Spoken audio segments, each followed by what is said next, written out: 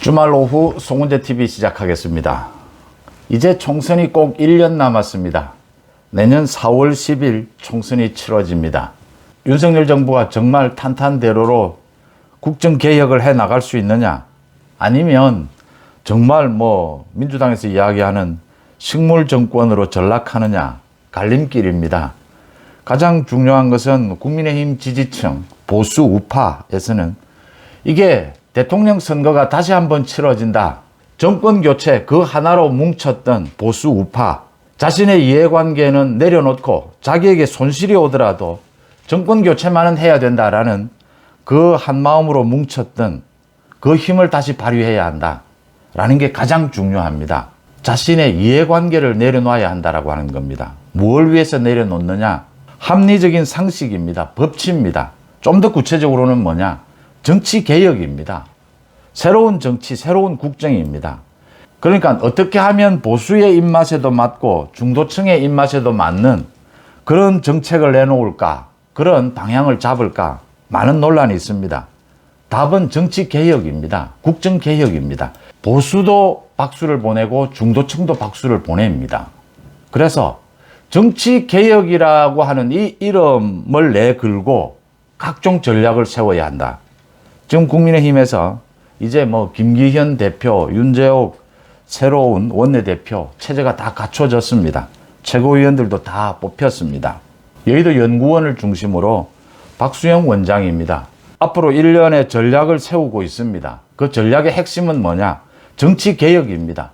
시스템도 바꾸고 사람도 바꾸는 겁니다. 뼈를 깎아내는 각오를 해야 하고, 윤석열 대통령도 그럴 각오가 되어 있고 그 전략이 서 있다라는 부분을 먼저 말씀을 드리고요. 하나하나 짚어보겠습니다. 어떻게 하면 총선을 이길 수 있느냐? 수많은 말들이 쏟아지고 있습니다. 벌써부터 김기현 대표 체제 물러가라, 비대위를 세워라, 민주당에서 공격도 하고 보수 진영 내에서도 김기현은 안 되겠다 나오고, 전광훈 목사에 대해서도 전광훈을 어떻게 해야 되느냐, 많은 이야기들이 나옵니다. 지금 좀 위험하다라고 하는 신호들이 나오고 있다. 한국갤럽의 여론조사부터 시작을 합니다.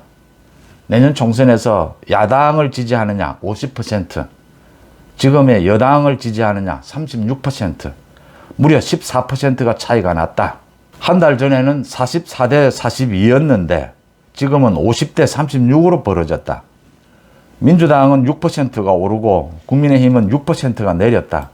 어떻게 한 달 사이에 이런 일이 벌어지느냐? 흔히 지지율을 놓고 두 가지가 있습니다. 지지율에 일희일비하지 않는다. 지지율이 계속 출렁거리기 때문에 지지율 이길 장사 없다라는 말도 있습니다. 극단적인 두 가지 말입니다. 지지율이 그만큼 중요하다는 이야기입니다. 일희일비하지 않는 것도 지지율이 중요하기 때문에 길게 보고 가겠다라고 하는 것이지, 지지율을 내팽개친다가 아니지 않습니까? 지지율 이길 장사 없다. 선거에서 지면 모든 게 끝입니다. 정치는 결국은 선거에서 이기기 위한 노력입니다. 민주당이 다시 국민의힘 앞서기 시작했다. 더 심각한 것은 대구 경북을 빼고는 모두 졌습니다. 부울경 PK에서도 48대 42입니다. 민주당이 총선에서 이길 것이다가 48입니다. 부울경, 수도권 다 마찬가지입니다. 지금 김기현 지도부가 굉장히 여러 가지 말 실수도 하고 있다, 결단력을 보여주지도 못하고 있다, 이런 겁니다. 이 부분 잠깐 짚고 넘어가면, 저도 김재원이라든지 이 말 실수에 대해서는 아주 명료한 메시지를 내야 된다라고 말씀을 드렸었는데, 이런 것입니다. 지금 그러니까 대통령실과 보조를 잘 맞출 수 있는 집권 여당이 탄생했습니다. 친윤입니다. 모두 친윤입니다. 이제 친윤 아닌 당의 내부 총질하는 사람들을 모두 썰어냈습니다. 그러면 어떤 모습을 보여줘야 하느냐? 정말 보조를 잘 맞추는 모습을 보여줘야 합니다. 어떻게? 거수기가 아니죠. 거수기로 하면 그건 합리적인 것이 아닙니다. 대통령실에서 지시하면 여당이 따르고, 이건 합리적인 상식이 아닙니다. 이젠 정말 자유로운 토론, 자유로운 비판을 해야 될 때입니다. 내부 총질이 아니라 자유로운 비판, 날카로운 비판은 어떤 것이다라는 새로운 여권의 모습을 보여줘야 하는 겁니다. 69시간 노동시간 이야기가 나오면 당장 곧바로 당에서 그것은 아니다. 바로 나와줘야 하는 겁니다. 내부 총질이 아니라 건강한 비판이 살아있어야 한다. 그래야 당원들이 친윤 지도부를 뽑은 의미가 거기에 있는 겁니다. 무조건 명령만 들어라, 눈치만 보라. 그렇게 해서는 정치가 살아있지를 못합니다. 정치가 살아있어야 그게 상식이고 상식에 맞춰져야 중도 진보로의 확장이 가능하다라는 부분을 말씀을 먼저 드립니다. 지난 재보선에서도 성적표가 아주 안 좋았다. 울산에서 뭐 구의원 선거기는 하지만 울산에서도 어떻게 질 수가 있느냐 이런 이야기도 나옵니다. 뭐 큰 선거는 아니었지만 그래도 낙엽 하나 떨어지면 가을이 온 것을 느끼는 예민하게 느낄 필요가 있다라는 것은 의미가 있습니다. 보셨다시피 양곡법에 대해서 대통령이 거부권을 행사하니까 민주당에서는 계속해서 새로운 법안들 어느 한 집단의 지지율을 얻기 위한 간호사법이 그런 것이고 노란봉투법이 그런 것입니다. 계속해서 법안을 내게 될 겁니다. 국회 입법 폭력을 휘두를 겁니다. 대통령이 거부권을 행사하면 여론에 좋지 않을 것이다 라는 걸 계산한 것입니다. 대통령으로서는 부담이 될 수밖에 없습니다. 또 가짜뉴스를 퍼뜨립니다. 아침에 제가 말씀을 드렸는데 그 일광 수산 횟집 일광은 기장군에 있는 지역 이름입니다. 조선시대부터 내려오는 지역 이름입니다. 그걸 더 탐사라고 하는 가짜뉴스 전문 언론이죠. 청담동 술자리 가짜뉴스도 퍼뜨린 그 언론 매체입니다. 일광이 뭐 일본을 의미하는 것이다. 그 지명을 딴 그 횟집 이름입니다. 그런 가짜뉴스를 퍼뜨립니다.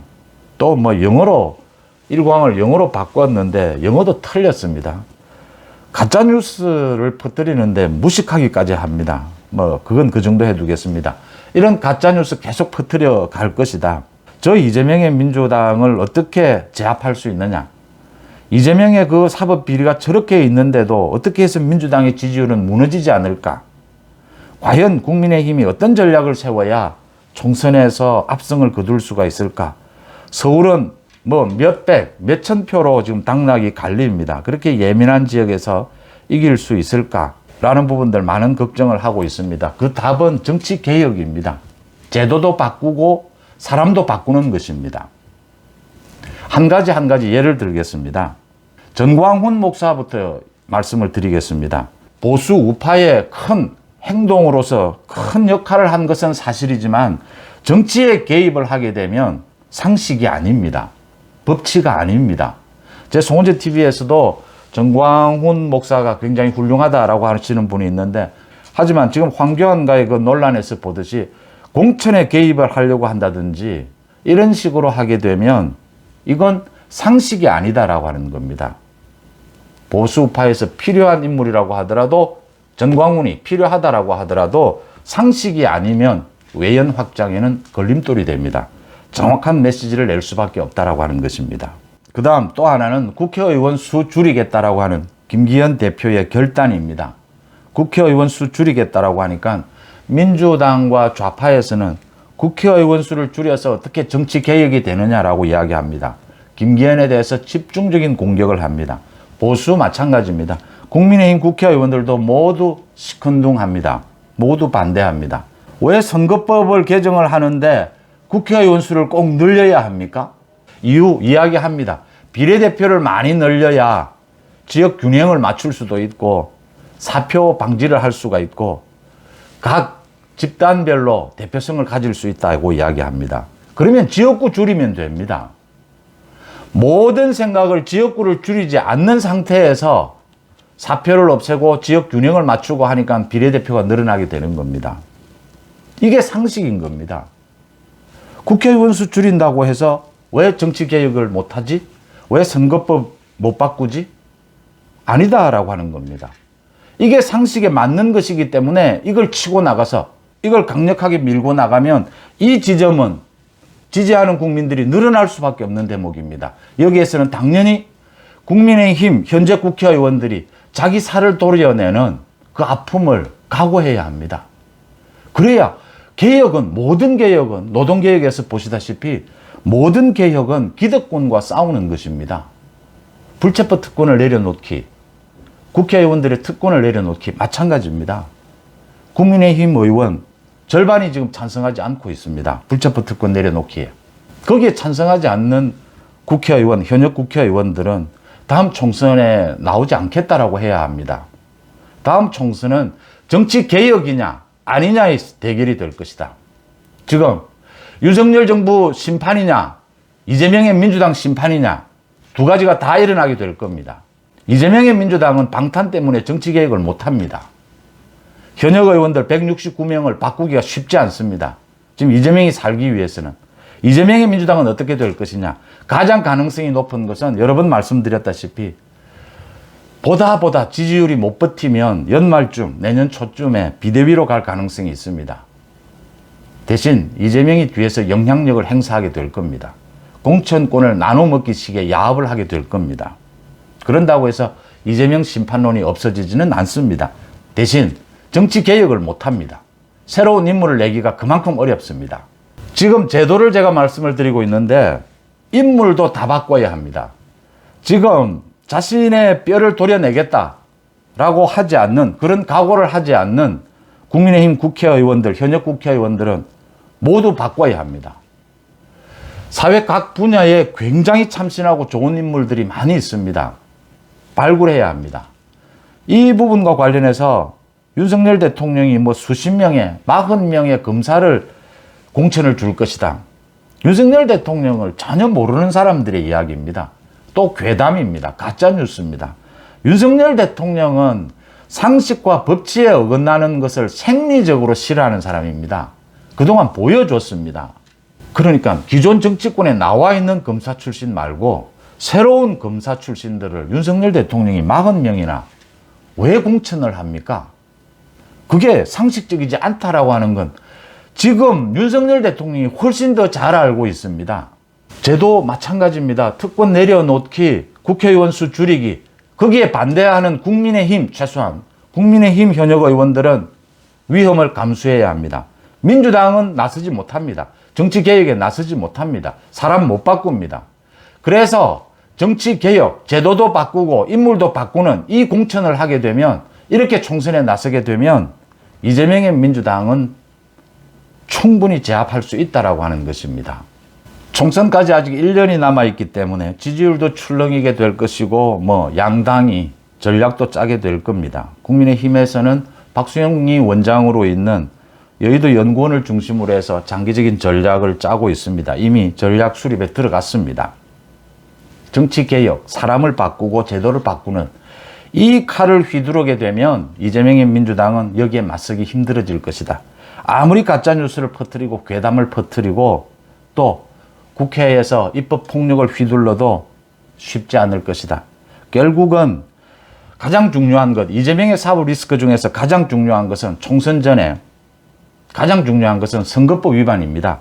거짓말 2가지를 한 것. 저 선거법 위반은 1심 판결이, 최소한 1심 판결이 내려질 가능성이 굉장히 높습니다. 올해 안에 1심 판결이 내려지게 됩니다.